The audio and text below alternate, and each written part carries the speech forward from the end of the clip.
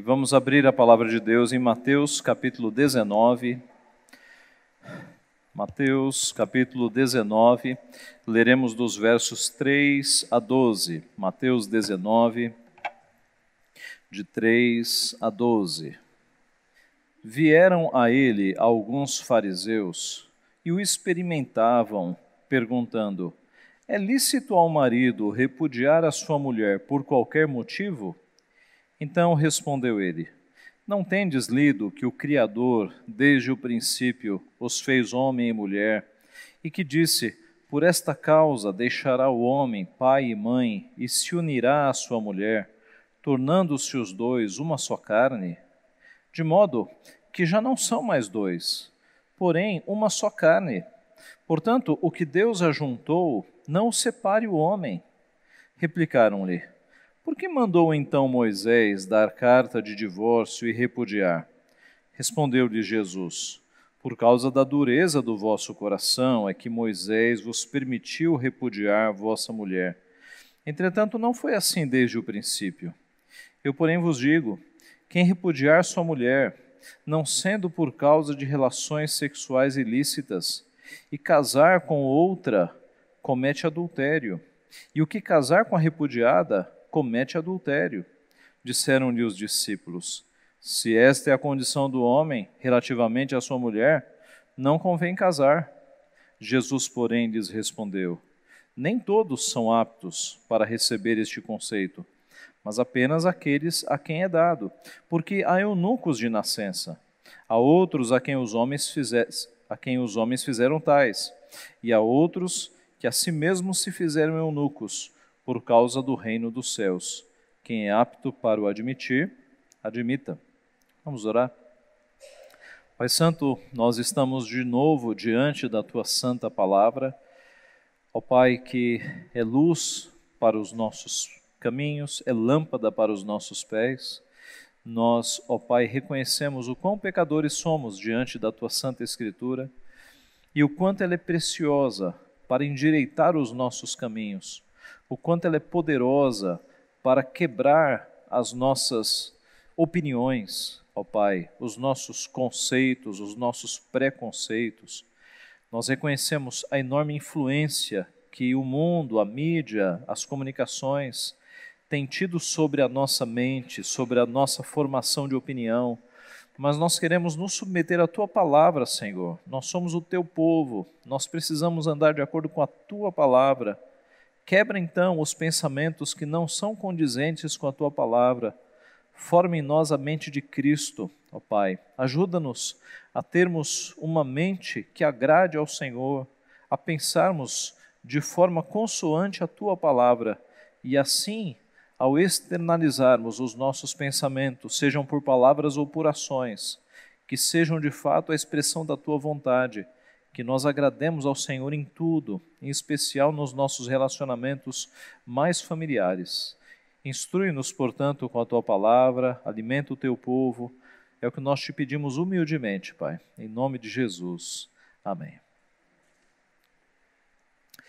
Será que o divórcio é uma opção para o crente? Será? Será que o divórcio é uma opção para o crente? Para o mundo, o divórcio é a coisa mais natural. Tem gente por aí entrando no casamento já com a ideia de que, se não der certo, nós separamos. Já consideram essa possibilidade de imediato. Mas será que é assim com o povo de Deus, meus irmãos? Será que o povo de Deus, que é instruído nos caminhos do Senhor, deveria pensar em divórcio? Com certeza não. Nós temos aqui diante de nós, no começo do nosso texto, no versículo 3, a aproximação de alguns fariseus. Os fariseus, na maioria dos textos, quando se aproximam de Jesus, não é para fazer perguntas honestas, mas geralmente é para colocá-lo em alguma prova, em alguma armadilha. E não foi diferente dessa vez. Os fariseus se aproximaram de Jesus, e você vê na tua Bíblia, e o experimentavam. Eles estavam fazendo uma prova, dependendo da pergunta que Jesus, da resposta que Jesus desse, Jesus estaria agradando um lado ou outro. E quais eram os lados aqui? Não eram todos fariseus? Sim, mas os fariseus tinham as suas divisões também. Os fariseus eram uma divisão já do judaísmo. Eles se achavam a elite do judaísmo, os maiores guardadores da lei. Eles eram os maiores legalistas mesmo.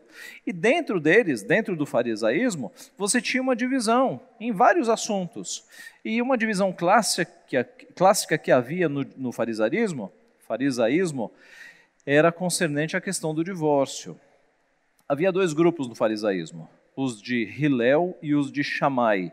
Esses nomes são nomes de dois judeus, de dois rabinos, que tinham opiniões diferentes dentro do farisaísmo. Os de Shammai, eles diziam, que seguiam o rabino Shammai, eles diziam que o divórcio só poderia acontecer no caso de adultério. Se a tua esposa adulterasse, aí você tinha uma licença para pedir o divórcio, só nesse caso. Mas os seguidores do rabino Hillel, eles criam que qualquer motivo era motivo para divórcio. Então, se o marido não gostasse da comida, ele podia pedir o divórcio. Se o marido não gostasse do comportamento da esposa, ele podia pedir divórcio. Se o marido não gostasse do tratamento e das respostas da esposa, ele poderia pedir divórcio. Essa era a divisão. Os de Shammai, os fariseus que seguiam essa escola, criam que só com adultério você poderia pedir divórcio. Mas os fariseus que seguiam a escola de Hillel, criam que qualquer motivo era motivo para você repudiar a sua esposa. Note que a pergunta, para testar e colocar Jesus à prova, foi nesse sentido. Veja a pergunta que eles fizeram. É lícito ao marido repudiar a sua mulher por qualquer motivo? Essa é a questão que os divide. É por isso que esses fariseus chegaram para colocar Jesus à prova. Jesus vai ter que se definir aqui e mostrar de qual lado que ele está. E a resposta de Jesus é um contundente não, de jeito nenhum. O marido não pode repudiar a mulher por qualquer motivo. Jesus mostra que a escola de Shammai estava correta. Divórcio é apenas no caso, no texto diz, de relações sexuais ilícitas. É apenas no caso em que um dos dois cometeu traição.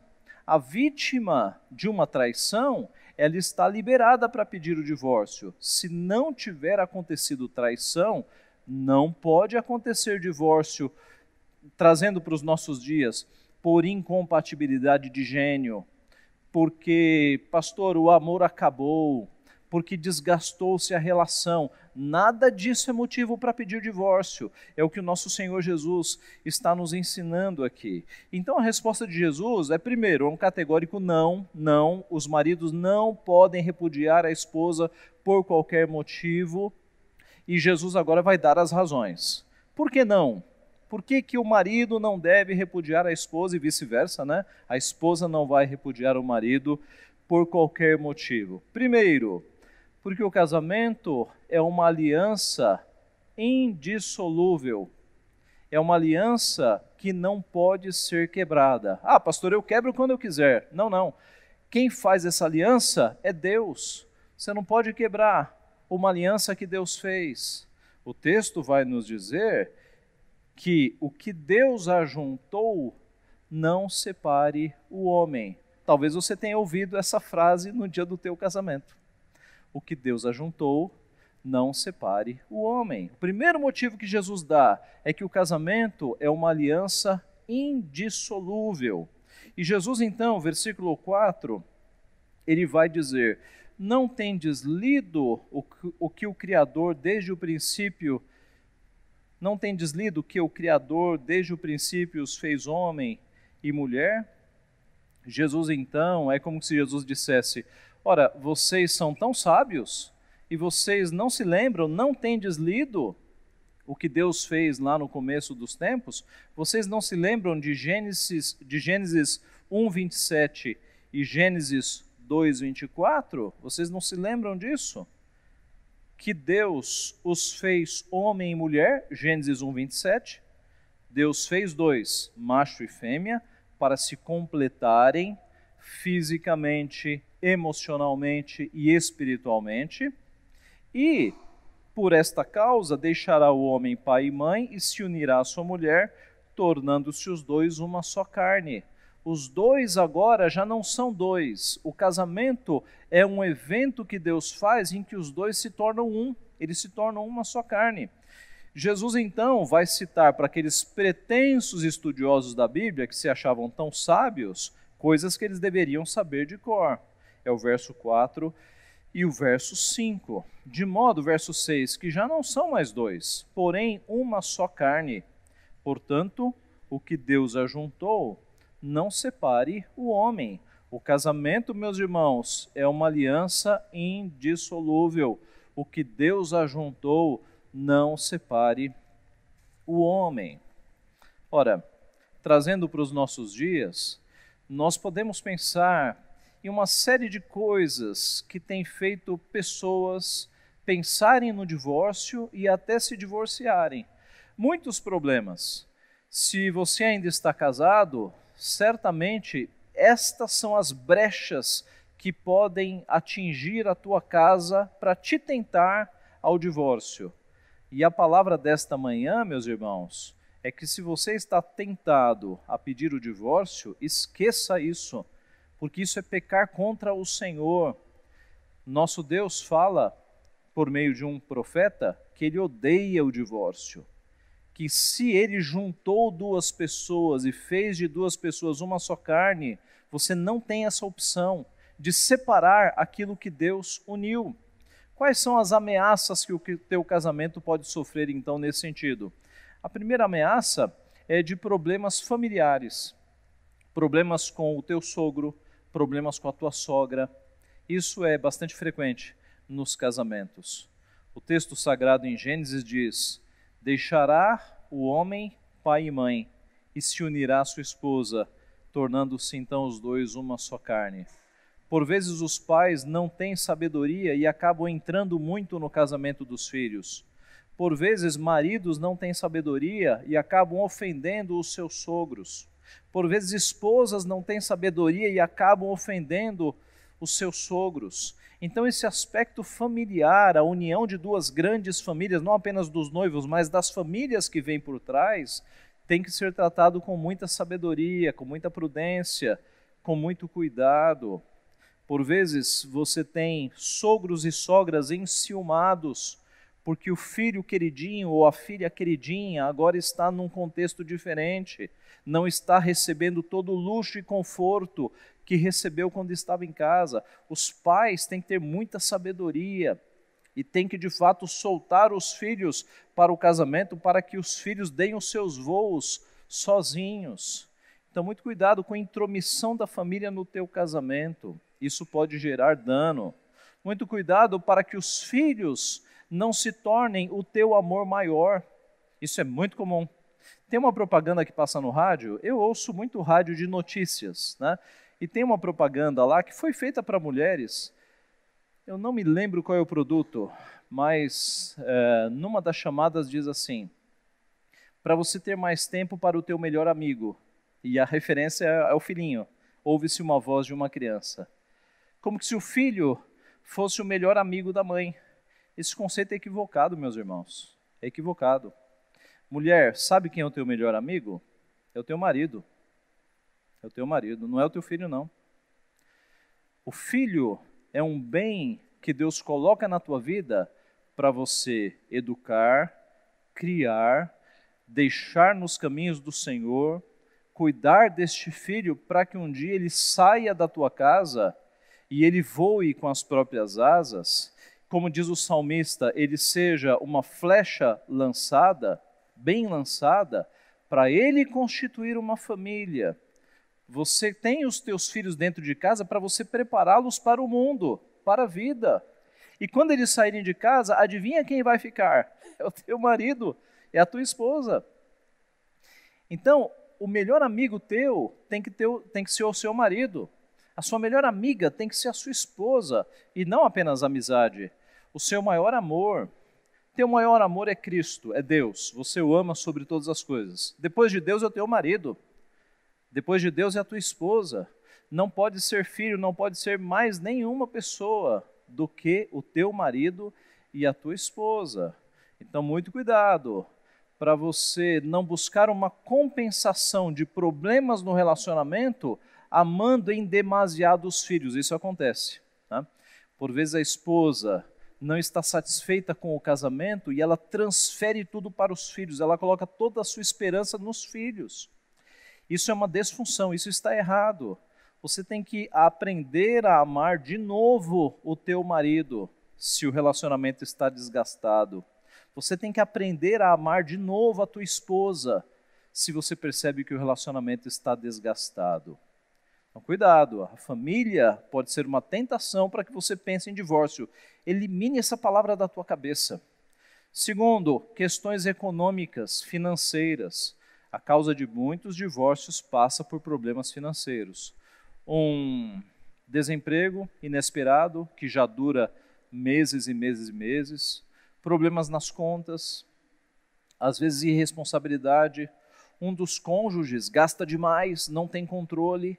Então, muito cuidado com as questões financeiras, ajuste as questões financeiras, sente-se com o teu cônjuge, porque isso é uma fonte de muitos problemas, de muito desgaste. Tá? Busque ajuda na igreja, tem um monte de presbíteros que são hábeis para te ajudar nas questões financeiras, a fazer um controle de gastos em casa, tá? A saber como usar o dinheiro. Então, peça ajuda. Mas cuidado, porque questões financeiras podem ser uma tentação para que um casal pense em divórcio. Terceiro, temperamentos. Temperamentos. Eu costumo dizer o seguinte, que na época do namoro, quando há uma discussãozinha, cada um vai para casa, esfria a cabeça, e no dia seguinte está tudo novo de novo, não é? Mas no casamento, vocês estão embaixo do mesmo teto. Então, as diferenças de temperamento, elas vão ter que ser ajustadas, elas vão ter que ser tratadas.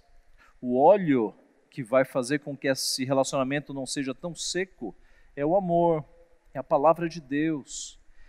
Então, diferenças de temperamento são a causa de muitos divórcios, há muito desgaste, com falta de sabedoria em palavras agressivas, com falta de sabedoria em respostas iradas. Os relacionamentos, meus irmãos, têm que ser tratados. Alguém já disse que quando nós estamos na rua, nós usamos uma máscara de educação. Nós tratamos bem as pessoas, o chefe, a gente é super simpático, não é? Fora de casa. Aí quando a gente entra em casa, tira-se a máscara e nós somos aquilo que nós somos. E é aí que é o perigo, é aí que o pecado vem à tona. Como é que nós devemos agir? Quando entrarmos em casa, devemos nos lembrar da palavra, devemos nos lembrar de que nós somos discípulos de Cristo, e que o discípulo de Cristo, ele tem dentro de si o fruto do Espírito, e o fruto do Espírito abrange bondade, benignidade, longanimidade, paciência. Então essa história de que você tem paciência com os seus superiores e seus chefes, mas com a tua esposa não tem paciência, você está errado. O mesmo vale para as mulheres. Você tem um compromisso com o teu Deus. Se você respeita o teu chefe porque ele é teu superior, ou o teu professor e a tua professora porque eles são superiores, você não vai respeitar a Deus? Você acha que na tua casa não tem lei? A lei da tua casa é você? Na tua casa, a lei é a lei de Deus. Deus é o teu superior na tua casa. Quando você ensina os teus filhos a obedecer, não é obedecer a você porque você é o manda-chuva, é obedecer às ordens porque Deus é o dono daquela casa, porque você é sujeito às ordens de Deus. Então, meus irmãos, quando entramos na nossa casa, nós temos que nos lembrar que lá nós andamos embaixo da cartilha ou das leis, dos mandamentos do Senhor. E nós não podemos tratar nossos filhos e a nossa esposa como alguém que é um escravo, que tem que nos obedecer e nós tratamos do jeito que nós quisermos. Então, muito cuidado. Os temperamentos não tratados, não observados, sem vigilância, são causa de muitos divórcios por aí. Se você tem problemas no teu relacionamento por causa de temperamentos, lembre-se da palavra de Deus. Arrependa-se dos teus pecados. Comece a colocar em prática aquilo que você tem lido e aquilo que você tem ouvido dentro da tua casa. E uma causa também de divórcio são outras pessoas, relacionamentos extraconjugais. Tanto o marido quanto a esposa têm que criar defesas naturais para que não haja um relacionamento extraconjugal. Então, cuidado com as liberdades no trabalho, na escola. Lembre-se, você é uma mulher casada, você não pode ter liberdade com homens. Lembre-se, você é um homem casado, você não pode ter liberdade e muita conversinha com mulher. Você é um homem casado. Meus irmãos, no passado essas coisas eram bem claras, né? Quando o indivíduo casava, ele mudava de vida, ele mudava de postura, ele ficava mais reservado. Hoje, as coisas estão muito avançadas, mas a palavra de Deus nos resgata aos bons costumes. A partir do momento que você virou um homem casado, você tem que ter mais distância do sexo oposto e mais proximidade à tua esposa. O mesmo vale para as irmãs. A partir do momento que você é uma mulher casada, você tem que ter mais distância do sexo oposto e mais comunhão com o teu marido. Eu já contei algumas vezes aqui o trecho do livro Celebração do Matrimônio, da Edith Schaeffer, a esposa do Francis Schaeffer. É um livro que a gente sempre recomenda para casais e novos casais. Há um capítulo ali que um homem escreveu para Edith Schaeffer falando: Dona Edith, eu tenho uma dúvida. Eu tenho uma colega de trabalho com quem eu tenho uma afinidade intelectual muito grande. Ela gosta das mesmas músicas que eu gosto, das mesmas artes que eu aprecio.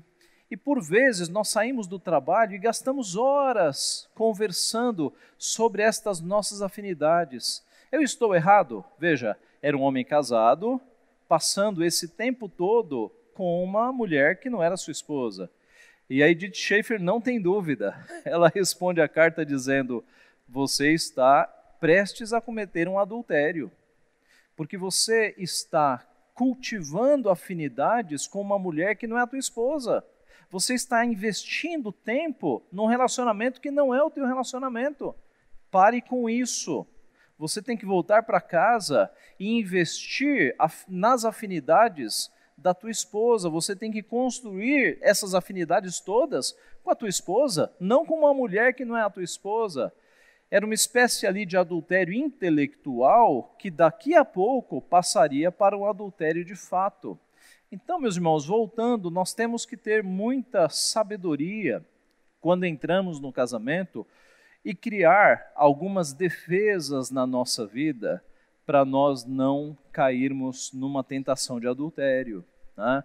Vigiar os olhos, como dizia Martinho Lutero: eu não posso impedir que pássaros voem sobre a minha cabeça, mas eu posso impedir que eles construam um ninho na minha cabeça. É uma figura engraçada, né?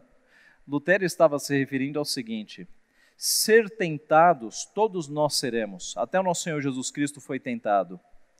Mas o problema é quando em tentação você cai, e aí você fica imaginando, olhando de novo, fantasiando. Esse é o pecado, esse é o problema. Tentações todos nós teremos, mas não dê asas à tentação, não entre na tentação, repreenda o pensamento e pense em outras coisas, vá fazer outras coisas. Não deixe que a tentação se aloje na sua mente. Não deixe que os pássaros façam um ninho na tua mente, usando a figura de Lutero. Cuide da tua mente, cuide do teu coração. Lembre-se, o adultério de Davi com Batseba, ele começou olhando, Davi fantasiou, e o pecado foi evoluindo até que acontecesse o adultério. Corte na raiz, corte na mente, corte no olhar, percebeu? Se você ficar dando margem, você está suscetível a uma queda terrível da sua vida. Corte na mente, corte na raiz, para que este pecado não tenha andamento. Meus irmãos, voltando ao nosso tema, por que Jesus dá um não tão enfático ao divórcio? Porque o casamento é uma aliança feita por Deus que não pode ser quebrada, é uma aliança indissolúvel. Em segundo lugar, porque o divórcio expõe os dois ao adultério. Olha que coisa grave, olha que coisa grave. Você tem hoje muitos casais que estão em adultério porque se divorciaram. Porque se divorciaram sem o motivo aprovado por Deus. Qual é o motivo aprovado por Deus? A vítima de um adultério. A vítima de um adultério pode se casar, pode pedir o divórcio e pode se casar. A Bíblia diz que ela pode considerar o adúltero como morto, como era no Antigo Testamento. O adúltero era morto de fato. E nos nossos dias, nós podemos considerar o adúltero como se fora morto. Então, a vítima de um adultério pode se casar de novo. A Bíblia dá margem para isso. Agora, é só nesse caso. É só no caso de adultério. Ou de uma deserção tão obstinada, num abandono de lar tão comprovado e tão evidente. Mas o fato é que se ocorre um divórcio sem esses motivos aprovados por Deus, os dois que se divorciam por causas de temperamentos, etc., etc., causas não aprovadas, eles, aos olhos de Deus, estão no adultério. Esse é o problema. Por quê? Porque aos olhos de Deus eles permanecem casados, mas tendo relações com outras pessoas. Eles estão em adultério aos olhos de Deus. Perceberam a gravidade do adultério? O adultério expõe os dois ao... O divórcio expõe os dois ao adultério. Vejam no nosso texto, verso 7. Replicaram-lhe, por que mandou então Moisés dar carta de divórcio e repudiar? Verso 8, respondeu-lhe Jesus, por causa da dureza do vosso coração é que Moisés vos permitiu repudiar vossa mulher.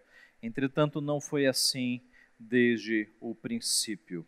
Eles estão falando de Deuteronômio 24, do verso 1 ao 5, texto que nós lemos na leitura da lei.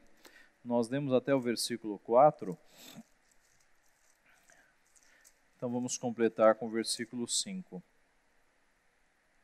O verso 5 sai um pouco do assunto. Homem recém-casado não sairá à guerra, nem se lhe imporá qualquer encargo. Por um ano ficará livre em casa e promoverá a felicidade à mulher que o tomou. É até o verso 4 mesmo que eles estão falando. A questão é, por que Moisés recomendou dar carta de divórcio? Meus irmãos, porque no tempo anterior à lei, anterior a esta permissão para divórcio, os homens se divorciavam por todos os motivos. Por todos os motivos. Meus irmãos, antes da chegada escrita da lei de Deus, havia muito mais pecado do que depois.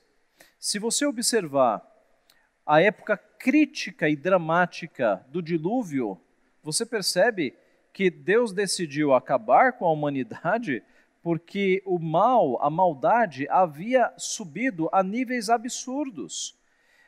E isso por quê? Porque a lei de Deus, embora fosse verbalizada, os princípios maiores, ela não estava no papel ainda, não estava escrita. Então, até a chegada da lei de Deus, até Moisés, os homens estavam largando as suas esposas por qualquer motivo. A carta de divórcio veio, na verdade, para brecar o divórcio, para dizer que o divórcio era só no caso de relações sexuais ilícitas.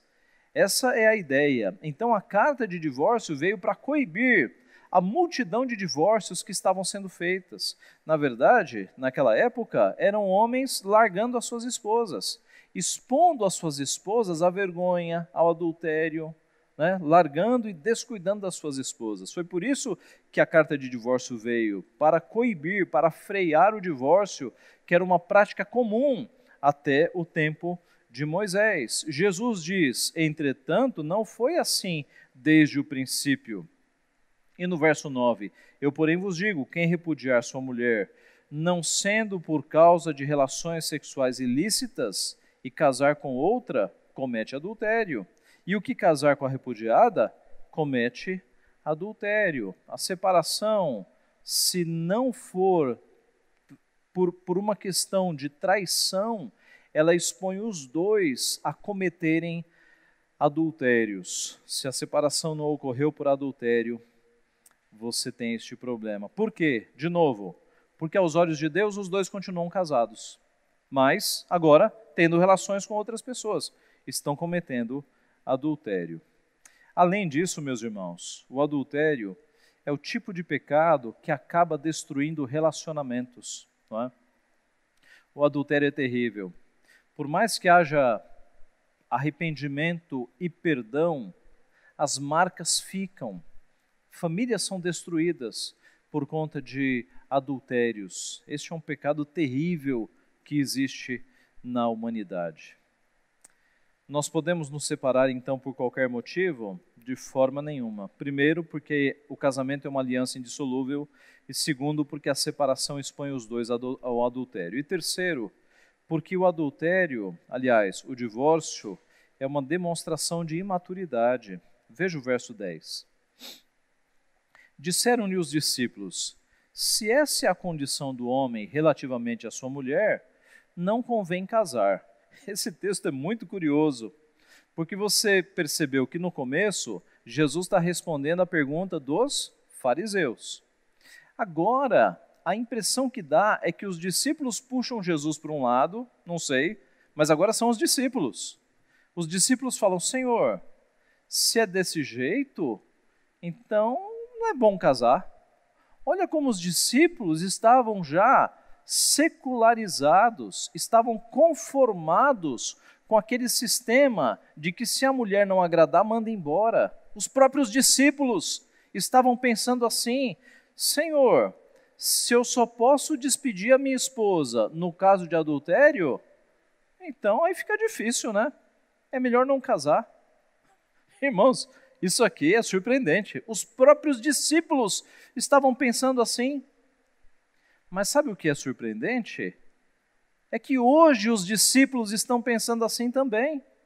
Está cheio de crente achando que qualquer motivo é motivo para despedir a esposa ou para despedir o marido. Está cheio de crente pensando na possibilidade de um divórcio. Então não nos admiremos dos discípulos que estavam com Jesus ter este pensamento, porque este pensamento continua na cabeça de muitos discípulos, o que é igualmente surpreendente, meus irmãos. Crente não pode pensar em divórcio. Deus odeia divórcio. Aquilo que Deus uniu não separe o homem. Isso não é uma possibilidade na tua vida. Deus odeia o divórcio. Esqueça isso. Os discípulos estavam secularizados. E qual foi a resposta de Jesus? Jesus respondeu: nem todos estão aptos para receber este conceito, mas apenas aqueles a quem é dado. Em outras palavras, nem todo mundo foi feito para o casamento. Se vocês estão pensando assim, é melhor não casar.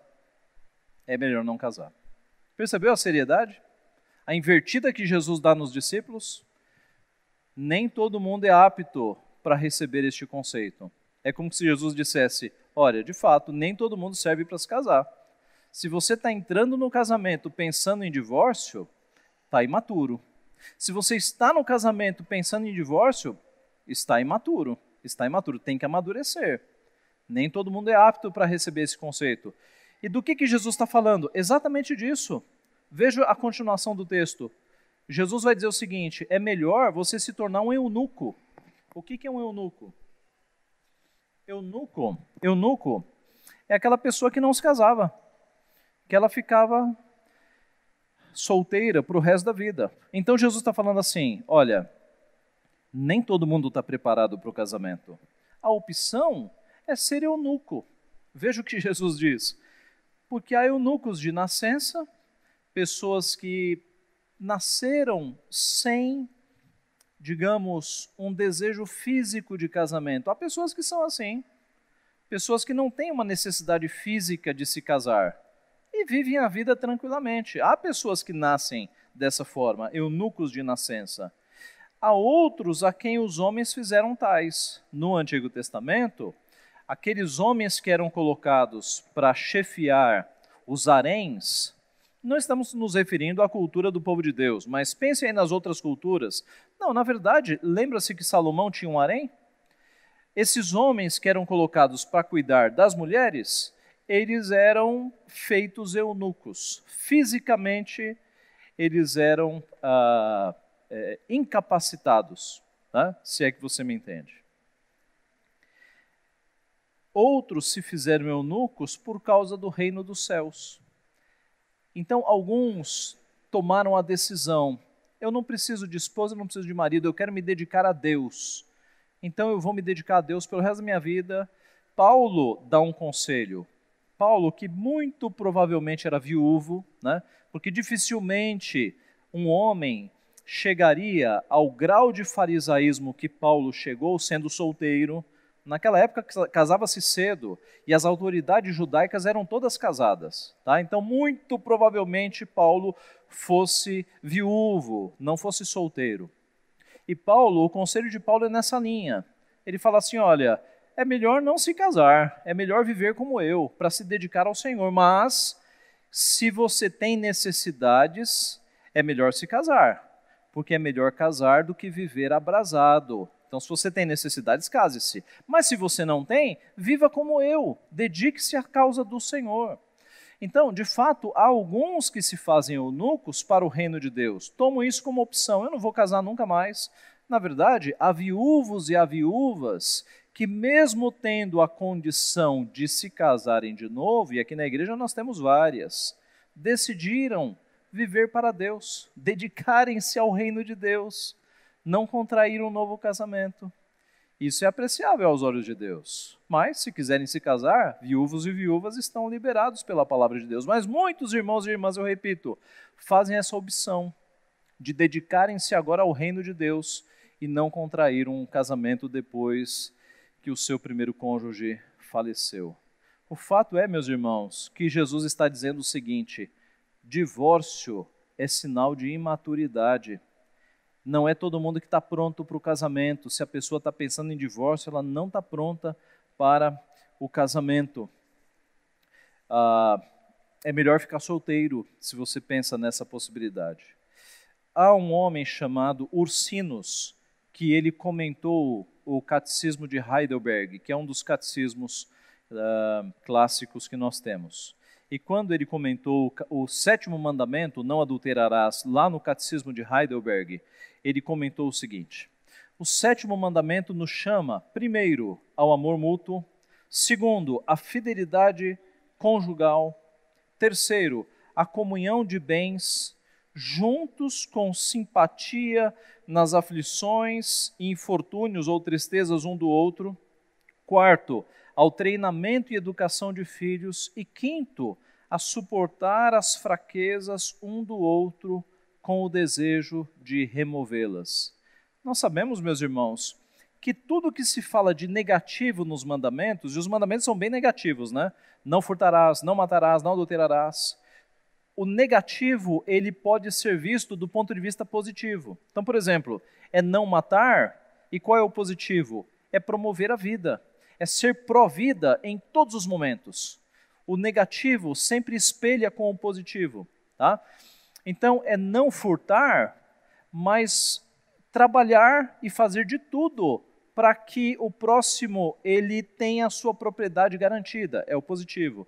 E no caso do adultério, é não adulterar, mas é trabalhar no positivo para que o casamento seja um local de comunhão, de alegrias e de tristezas, para que o casamento seja um local de treinamento da educação dos filhos e de suportar as fraquezas do teu marido, suportar as fraquezas da tua esposa. São os aspectos positivos do não adulterarás. Então, meus irmãos, o divórcio é um sinal de imaturidade espiritual. Me perdoe as palavras tão duras. Eu peço perdão por mim, mas não pela palavra. A palavra de Deus, ela não alisa pecados, meus irmãos. A palavra de Deus, ela nos fala a realidade. Tire essa palavra do teu pensamento. O que fazer então, meus irmãos? E aqui eu vou para a conclusão. O que eu faço então, pastor, se o meu casamento está em crise? O que eu faço, pastor, se o meu casamento ele azedou? O que eu faço, pastor, se eu não amo mais o meu marido? Se eu não amo mais a minha esposa? O que eu faço? E eu vou citar aqui para concluir palavras de um artigo muito precioso do Jay Adams, que se chama Quando o Casamento Azeda. Depois você pode procurar na internet e ler na sua íntegra. Quando o Casamento Azeda, de Jay Adams.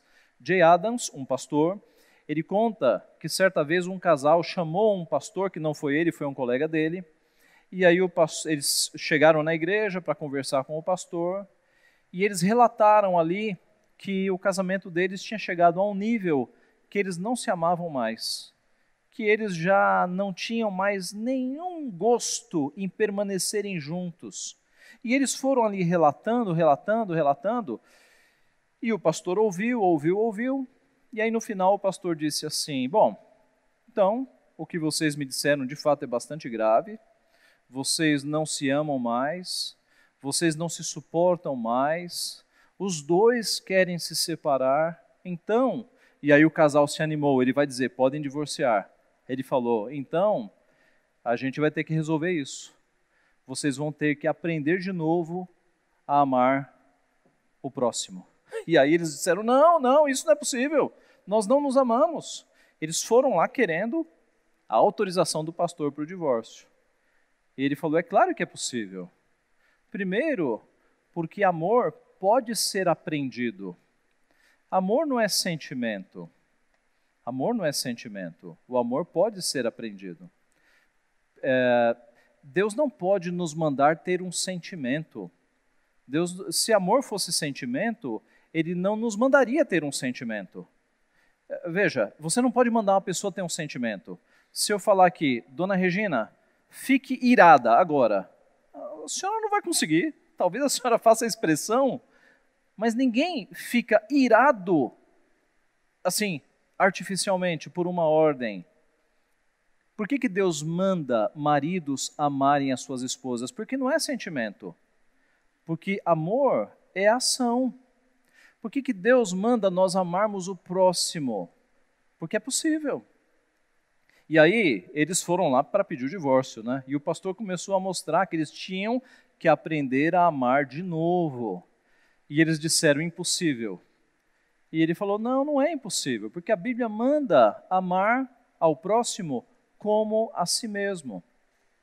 Então, se você não consegue amar a tua esposa como a si mesmo, tá bom, vamos para o segundo passo. A Bíblia manda nós amarmos ao próximo. Então, a sua esposa é o teu próximo. Comece a amá-la como ao próximo. Não, isso não é possível. A Bíblia manda amar até os inimigos. Então, se o teu marido ou a tua esposa entrou na categoria de inimigo, você não tem escapatória. A Bíblia manda amar até os inimigos. Então, não tem possibilidade, meus irmãos. O caminho que muitos não estão dispostos a fazer é aprender a amar, mas é o único caminho. Se você cair no divórcio, você cairá na desobediência do Senhor. E Deus pode quebrar a tua vida por conta dessa desobediência. Então o caminho para você não é esse. O caminho é você aprender a amar de novo o teu marido, por mais desgastado que esteja a relação. O caminho é você aprender a amar de novo a tua esposa. E Deus vai te ajudar se você colocar-se numa posição de submissão. Meus irmãos, nós vivemos numa geração descartável. No passado, quando quebrava o liquidificador, a gente levava o liquidificador para arrumar. Hoje, quando quebra, a gente joga fora e compra um novo, não é assim? Na maioria dos casos. É uma geração descartável, que não sabe arrumar coisas. E muitos têm tratado o casamento assim. Começou a ficar difícil, joga fora. Mas note, você não joga coisas, você não joga pessoas de valor fora. Vamos imaginar a situação aqui. O teu filho está dando trabalho para você, seja por causa de uma doença física ou psicológica, seja por conta de más companhias, seja por drogas. Você não joga o teu filho fora, joga? Nenhum pai, nenhuma mãe joga um filho fora. Por que você quer jogar o casamento fora? Talvez você não jogue um filho fora porque você gerou esse filho e ele te é muito importante. Mas o casamento não foi gerado por Deus na eternidade? Como é que você se atreve a querer jogar fora o casamento que foi gerado por Deus, que foi uma aliança feita na presença de muitas testemunhas? Ele é tão precioso quanto os teus filhos. Você não pode jogá-lo fora. Então, se não há opção de jogar fora, o que resta? Você trabalhar para consertar este casamento e humildade diante do Senhor. Aprender a amar de novo o teu marido, aprender a amar de novo a tua esposa, porque relacionamentos não são descartáveis, são aliança indissolúvel. Aquilo que Deus ajuntou, não separe o homem. Trabalhe, busque ao Senhor, e nele nós temos condições. Meus irmãos, eu falo de experiência própria. Alguns casais já chegaram em mim com o casamento destruído, e bastou pecados serem confessados, fruto do Espírito começar a ser exercitado, e o casamento se renovou. É possível. O divórcio, você joga fora algo que foi muito caro diante do Senhor, e você comete um pecado contra o Senhor, e você expõe a tua vida e a vida da pessoa ao adultério. Não faça isso. Busque o Senhor, aprenda a amar de novo o teu cônjuge, porque no Senhor há de fato esperança. Algumas aplicações para quem está num casamento firme: continue vigiando e edificando o teu casamento. Tijolo a tijolo, continue trabalhando no teu casamento. Para quem está num casamento com problemas, ore, dedique-se à oração. De novo, quando o teu filho está passando por problemas, você faz um monte de coisas para salvar o teu filho, não faz? Tenha a mesma disposição para salvar o teu casamento. Não desista do teu casamento. Dobre o período de oração. Peça para Deus mostrar as falhas do teu comportamento, do teu temperamento, e aprenda a amar o teu cônjuge. Para quem está casado ou casada com um não crente, siga as instruções da palavra. A palavra de Deus diz às esposas que estão casadas a um não crente, e o mesmo vale a um esposo que está casado com uma não crente, que ele tem que ter um procedimento tão piedoso, a fim de que o marido seja salvo, com palavras ou sem palavras. Para quem é viúvo, agradeça a Deus, porque você foi fiel até que a morte o separasse. Lembra-se disso na cerimônia do casamento? Eu prometo ser fiel até que a morte nos separe. Para quem é viúvo, agradeça a Deus porque você conseguiu cumprir esta promessa. Você foi fiel até que a morte te separasse. Para quem está solteiro, amadureça, amadureça. Lembre-se do que Jesus falou. Se você está pensando em entrar no casamento já com a possibilidade de divórcio, você não está pronto. Amadureça para você entrar sabendo que é uma aliança indissolúvel. Não é um lugar para testes, né? O casamento é coisa séria. Uma vez que você entrou, é até que a morte os separe. Que Deus assim nos abençoe, meus irmãos. Amém. Vamos orar e receber a bênção. Pai Santo, nós te agradecemos por tua palavra, que é tão dura, e é dura porque nós somos pecadores, porque a tua palavra é santa, porque a tua vontade é boa, perfeita, agradável para a nossa vida. Mas ela encontra homens e mulheres pecadores, ó Pai, egoístas, soberbos, que não dão braço a torcer, que não perdoam. Estes somos nós. Nós pedimos perdão, Pai, pelo nosso gênio, pelo pecado que por vezes ainda habita em nós. Pedimos perdão porque, tal qual aqueles discípulos que estavam tão conformados com o padrão do mundo, nós por vezes estamos conformados, Pai. Perdoa os nossos pecados, ajuda-nos, Senhor, a sermos melhores maridos, melhores esposas, a termos este bem precioso no qual o Senhor nos colocou como uma aliança indissolúvel, e a apagarmos da nossa vida qualquer pensamento que vá contra a tua vontade, pensamentos de divórcio. Abençoa as nossas famílias, abençoa-nos, Pai, a vida de santificação, de oração, de leitura da palavra. Sabemos que quanto mais temos comunhão contigo, mais os nossos relacionamentos eles vão bem. Ajuda-nos para que nós percebamos isso, a ter uma vida de oração, de leitura da tua palavra, com reflexos imediatos nos nossos relacionamentos. Abençoa o teu povo, consola os corações, abençoa os casamentos que estão neste momento passando por problemas. Abençoa os nossos irmãos e irmãs que estão solteiros, alguns separados. Dirige essas vidas, Pai. Continua providenciando o melhor para os teus filhos. Abençoa-nos, portanto, Pai, que nós pedimos em nome de Jesus. Amém.